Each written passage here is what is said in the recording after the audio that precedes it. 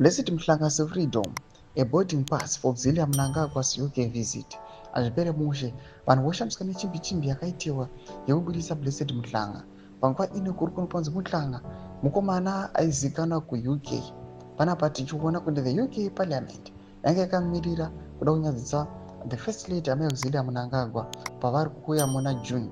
Aiwa parunosangana ma-First Ladies emuAfrica. Sanapinda mashoko ari kuda tsanangura panapa nyasungwa kunzi aiwa amai Mnangagwa ngesopa pressure ndobo subscribe wala ikatombe bele kuti ine andabudanyira chiti. This week Zimbabwean journalist Blessed Mhlanga walked free from remand prison. The timing, however, raises more questions than celebrations. His review came just days before First Lady Auxilia Mnangagwa's visit to London, a trip that could have been made by protest over press freedom and political persecution.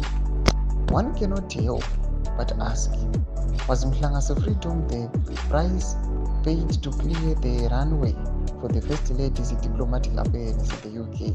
Domashkwa kubvunzwa panguva ino zvinzi aiwa panguva ino patirikuona kuti Mhlanga released from the prison panapa vanhu vari vachiti saka ndozvazoclear aiwa Auxilia Mnangagwa the way kuti anoappear kuUK pachanosangana nemamwe ma-First Ladies emuAfrica.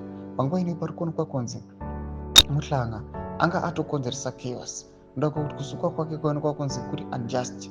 Panguva ino kuonekwa kunzi aiwa this First Lady vanga vari kuzoitwa a showdown kuUK nekuda kwema-political persecution. Noda kuti these guys vesoma kunzi they are innocent. Mashoko ari kuda panguva ino vanhu vachishamisika aiwa nekuiswa under pressure kunga kwaitiwa the Mnangagwa regime.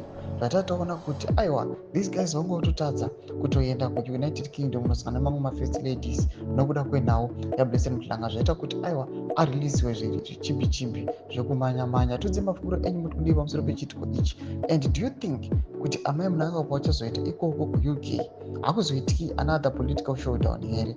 Mina comment section pedu dzemafunguro enyu, subscribe or like, turn on the bell icon.